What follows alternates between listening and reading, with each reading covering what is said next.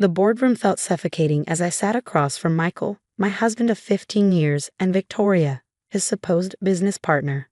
The irony of that title wasn't lost on me. Partner indeed, just not in the way the company records showed. Sarah, Michael began, his voice carrying that patronizing tone I'd grown to hate. We called this meeting because there are going to be some changes in company structure. He straightened his tie, the blue silk one I'd given him for our anniversary last year. Victoria and I have acquired majority shares. We're shifting the direction of the company. I kept my face carefully neutral, years of practice helping me maintain my composure. Is that so? I asked, my voice steady despite the anger burning in my chest. And how exactly did you manage that? Victoria smirked, her red lips curving up at the corners. At 32, she was a decade younger than me, all sleek blonde hair and calculated ambition. Through perfectly legal channels, of course, she purred. The shareholders agreed it was time for new leadership. What they didn't know, what I'd spent the last year carefully hiding, was that I'd seen this coming long before they'd made their move. The late-night strategy meetings, the suspicious transfers, the way they both looked at me like I was already gone. I'd noticed it all, but unlike them, I'd learned the value of patience. I see, I said, opening my laptop. And these would be the shares transferred through offshore accounts in the Caymans, or the ones filtered through shell companies in Singapore. The confidence in Michael's expression flickered slightly. I don't know what you're talking about, he said, but his left eye twitched, the same tell he'd had since we first met in business school. I turned my laptop around, displaying a spreadsheet filled with transaction records, dates, and amounts. Let me refresh your memory then. Victoria's smirk vanished. Where did you get those? That's not important, I replied, closing the laptop. What matters is that I have them, along with every email, every document, and every piece of evidence showing how you two have been embezzling from the company for the past year. Michael stood up abruptly, his chair scraping against the floor. You're bluffing, he snapped, but I could see the fear creeping into his eyes. You can't prove anything. I reached into my bag and pulled out a thick manila envelope. Actually, I can. You see, while you two were busy planning your little takeover, I was building a case. Everything's here, the fraudulent transfers, the falsified board minutes, even those interesting messages you two exchanged about your plans for me once you took control. Victoria grabbed Michael's arm, her perfectly manicured nails digging into his sleeve. She's lying, she hissed. She can't have all that. But I wasn't lying. I'd spent months gathering evidence, working with forensic accountants and private investigators. Every late night Michael spent with Victoria, I'd spent building my defense. Every secret meeting they held, I documented. Every dollar they thought they'd cleverly hidden, I traced. Would you like to know what else I found? I asked, enjoying the way they both flinched, like how you've been padding construction contracts through Victoria's brother's company, or the interesting conversations you've had with certain board members about kickbacks. Michael sank back into his chair, his face ashen. Sarah, we can talk about this, he started, adopting the soothing tone he used when he thought he could manipulate me. We're still family. I laughed then, a genuine sound that seemed to startle them both. Family? Is that what you call it when you plot to steal your wife's company? When you sleep with your CFO and plan to push me out of the business I built? Yes, I built. While Michael had been the face of Reynolds Construction, I'd been the one working behind the scenes, securing contracts, managing relationships, building our reputation. He'd been too busy enjoying the perks of success to notice that most of our major clients dealt exclusively with me. The board won't believe you, Victoria said, but her voice wavered. We have their support. Do you? I asked, pulling out my phone. Because I just got off a call with James Harrison. I watched their faces pale at the mention of our largest investor. He was very interested in the documentation I sent him this morning, as were the other board members. The silence that followed was deafening. I could almost see the wheels turning in their heads, calculating options that no longer existed. You're both done here, I said quietly, standing up. Security is waiting outside. They'll escort you to clear out your offices. Your access to all company systems has already been revoked. You can't do this, Michael spluttered. I'm the CEO. Not anymore. I walked to the door, then turned back to face them. Oh, and Michael, I've already called my lawyer. Expect divorce papers this afternoon. Victoria HR will be in touch about the terms of your termination. As I walked out, I heard Victoria's angry whispers and Michael's desperate attempts to salvage their plans, but it was too late. While they'd been plotting their takeover, I'd orchestrated their downfall. Outside the boardroom, I nodded to the security team waiting in the hallway. They moved past me, entering the room I'd just left. I walked to my office, closed the door, and finally allowed myself to feel the full weight of what had just happened. My marriage was over. The carefully constructed life I built had crumbled. But as I looked out over the city skyline from my office window, I felt something unexpected: relief. The pretending was finally over. No more smiling through dinner parties while knowing my husband was sleeping with our CFO. No more watching them whisper in corners at company events. No more waiting for them to make their move. My phone buzzed. A text from James Harrison. Board meeting scheduled for 3 p.m. Full support confirmed. You're doing the right thing, Sarah. I smiled, picking up the family photo on my desk. Me, Michael, and our golden retriever Max from happier days. I dropped it in the trash, frame and all. Let them think they'd lost everything in one dramatic showdown. They didn't know that this was just the beginning. I had more evidence, more plans, and absolutely nothing left to lose. The real game was just starting, and I intended to win. The weeks following Michael and Victoria's removal from the company were a whirlwind of damage control and restructuring. Every day brought new discoveries of their deception: hidden accounts, falsified contracts, promises made to clients that we'd never be able to keep. But I was prepared. For each problem they created, I had a solution ready. Every client they tried to turn against me received personal visits, complete with documentation showing how Michael and Victoria had been skimming from their projects. James Harrison proved to be an invaluable ally. As our largest investor, his support carried weight with the board. I always knew there was something off about those two, he told me over lunch one afternoon. The numbers never quite added up. The divorce proceedings started quickly, with Michael hiring the most aggressive attorney he could find. Bradley Thompson, known in legal circles as the Shark, arrived at our first meeting with a smug confidence that reminded me of his client. Mrs. Reynolds, he began, spreading papers across the conference table. My client is willing to be generous despite your recent actions. He's offering you the house and a very fair settlement in exchange for your company shares. My lawyer, Diana Chen, didn't even look up from her notes. That's interesting, she said, her voice dry. Considering those shares aren't up for negotiation. Be reasonable, Thompson pressed. Mr. Reynolds built this company from nothing. Surely you don't expect to keep control after what you've done. I couldn't help but laugh. What I've done? You mean exposing fraud? Preventing embezzlement? Please enlighten me about my crimes. That's when I pulled out my own stack of papers. Bank statements, emails, hotel receipts spanning the last 3 years. While we're discussing generosity, perhaps we should talk about these.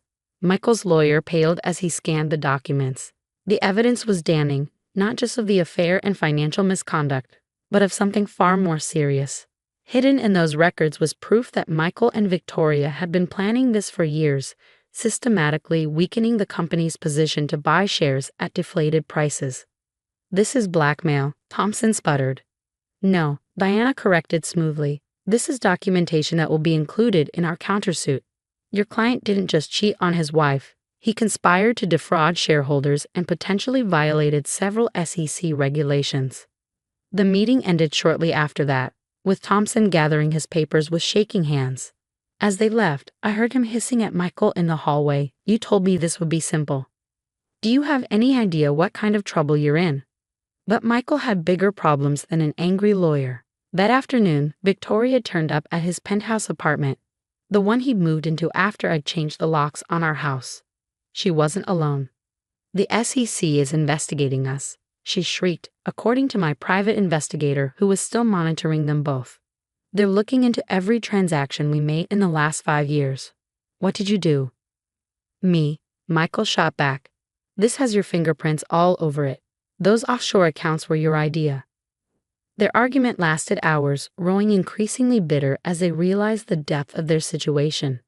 By nightfall, Victoria had packed her bags and disappeared, leaving Michael to face the storm alone. I watched it all unfold from my office, receiving regular updates as their carefully constructed world crumbled. The board had called an emergency meeting, shareholders were demanding answers, and our competitors were circling, hoping to capitalize on the chaos. But I was ready. The reorganization plan I'd spent months preparing was already in motion. Key employees had been briefed, strategic partnerships were being strengthened, and a new executive team was taking shape. "You're handling this remarkably well," James commented during one late-night strategy session. Most people would have cracked under the pressure. I looked up from the contracts I was reviewing. Most people haven't spent a year preparing for this exact scenario. He nodded, understanding dawning in his eyes. "You knew. All along, you knew what they were planning." "I knew Michael," I corrected. "I knew his patterns, his tells, the way he acts when he thinks he's cleverer than everyone else. The same arrogance that made him think he could get away with this is what made him so predictable." "And Victoria?" I smiled grimly. Victoria made the mistake of underestimating me. She saw what she wanted to see, the devoted wife, too trusting or too stupid to notice what was happening right under her nose. The truth was, I'd spotted Victoria's ambition the day Michael hired her. Fresh out of business school, she'd arrived with impressive credentials and an agenda. I'd seen the way she looked at Michael, at his position, at the life I had. She wanted it all, and Michael's wandering eye made him an easy target. What neither of them realized was that while they were playing checkers, I'd been playing chess. Every move they made, I'd anticipated. Every scheme they hatched, I'd documented. Every ally they thought they'd turned, I'd secured. Now, as the consequences of their actions caught up with them, I found myself in a strange position. The company was stronger than ever. Our client relationships were solid, and my personal life, though different, was finally free of lies. But something was still bothering me, a loose end I couldn't quite ignore. Among all the documents I'd discovered, there was one transaction that didn't fit the pattern. A large sum of money transferred to an account I couldn't trace just days before everything came to a head. What were they planning? And more importantly, what hadn't I uncovered yet? That mysterious transaction kept me awake at night. $2 million transferred through a series of shell companies ending at an untraceable account. It wasn't Victoria's style. She preferred simpler schemes. This had Michael's fingerprints all over it. I was reviewing the transaction records again late one evening when my assistant rushed in. "Mrs. Reynolds, you need to see this." She handed me her tablet, open to a business news website. The headline made my blood run cold. "Reynolds Construction Rival Announces Surprise Acquisition of Major Government Contract." The contract in question was one we'd been negotiating for months. A massive infrastructure project that would have secured our position in the market for years to come. And now, somehow, Atlas Construction, our biggest competitor, had swooped in and taken it.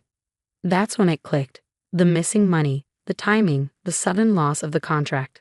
Michael hadn't just been planning to take over the company. He'd been sabotaging our future projects. I immediately called James Harrison. "I need everything you can find on Atlas Construction's recent activities," I said without preamble. "Specifically, any new investors or board members." The answer came within hours. Atlas had recently welcomed a new silent partner, a holding company registered in the Cayman Islands, the same jurisdiction where Michael's mysterious transfer had landed. He'd been playing both sides, using inside information to position our competitors for success while weakening our own standing. It was brilliant in a twisted way. Even if I caught him stealing from Reynolds Construction, he'd have a golden parachute waiting at Atlas. But Michael had made one crucial mistake. In his arrogance, he'd forgotten who had written most of our contract proposals over the years. I knew every detail, every specification, every unique element we developed. I spent the next week buried in legal documents, working with our attorneys to build a case. When we finally moved, it was with surgical precision. Atlas Construction received our cease and desist letter on a Monday morning. By afternoon, their stock was in freefall as news broke that they'd used stolen proprietary information to secure the government contract. The evidence was irrefutable. Michael had handed them our confidential proposals, complete with innovative engineering solutions we developed. Solutions that were protected by patents. Patents in my name, not the company's. Victoria, who had been lying low since her disappearance, suddenly resurfaced with a vengeance. She stormed into Michael's apartment, their argument so heated that neighbors called the police. "You stupid, arrogant bastard," she screamed, according to witness statements. "You didn't tell me about Atlas. I could go to jail because of you." Michael, desperate to save himself, tried to pin everything on her. But Victoria had learned from my example. She kept her own records, documented every conversation, saved every email. The next day, she walked into the FBI's white-collar crime division and offered to turn state's evidence. Michael's world imploded spectacularly. Atlas Construction backed out of the contract, their reputation in tatters. The government launched an investigation into the bidding process, and Victoria, in exchange for immunity, provided authorities with everything they needed to prosecute him for fraud, corporate espionage, and conspiracy. I watched from my office as federal agents led him out of his luxury apartment in handcuffs. He looked older somehow, his carefully maintained facade crumbling under the weight of his crimes. That evening, as I sat in my quiet house, I received an unexpected email from Victoria. "Sarah, I won't ask for forgiveness. I don't deserve it, but you should know that Michael never saw you coming. He genuinely believed you were too trusting, too weak to fight back. I believed it too. We were wrong." I didn't respond. Her words meant nothing to me now. Instead, I focused on rebuilding what they tried to destroy. Under my leadership, Reynolds Construction not only recovered but thrived. We secured the government contract legitimately, our innovative solutions earning praise from industry experts. The company's stock soared as investors gained confidence in the new management. Michael eventually took a plea deal, accepting a 15-year sentence rather than risk a longer term at trial. Victoria, true to form, landed on her feet with a consulting job on the West Coast. As for me, I sold the house, too many memories, and bought a modern apartment overlooking the city. On clear days, I can see the construction sites where our projects are taking shape, tangible proof that success is the best revenge. James Harrison joined me for dinner one evening, raising his glass in a toast. "To karma," he said with a grin. But I shook my head. To patience, I corrected, and to underestimated women everywhere. Sometimes I wonder if Michael ever realized that his greatest mistake wasn't the fraud or the affair or even the corporate espionage. It was forgetting who I was, not just his wife, but a woman who had helped build an empire from the ground up. A woman who knew every inch of the business he thought he could steal. The divorce was finalized quietly. I kept my married name, not for him, but because I'd made it my own. Reynolds Construction was mine now, truly and completely. In the end, Michael and Victoria's scheme had accomplished something they never intended. They freed me from the shadows, pushed me into the light where I belonged. They thought they were writing my ending, but instead, they'd only set up my beginning. Now, as I lead board meetings in the same room where they once tried to destroy me, I sometimes think about that day when they thought they had won. Their smug smiles, their absolute certainty in their victory. I've learned that true power isn't in the taking, it's in the building, the waiting, the careful preparation that others mistake for weakness. Michael and Victoria wanted a quick victory, a hostile takeover. What they got instead was a masterclass in patience, precision, and the danger of underestimating your opponent. The company's doing better than ever. Our projects are changing the city's skyline. Our innovations are setting industry standards, and our reputation has never been stronger. Sometimes the best revenge isn't just success. It's succeeding so spectacularly that those who tried to destroy you have to watch from the sidelines, powerless to do anything but witness your triumph. And that, as it turns out, is worth every moment of waiting.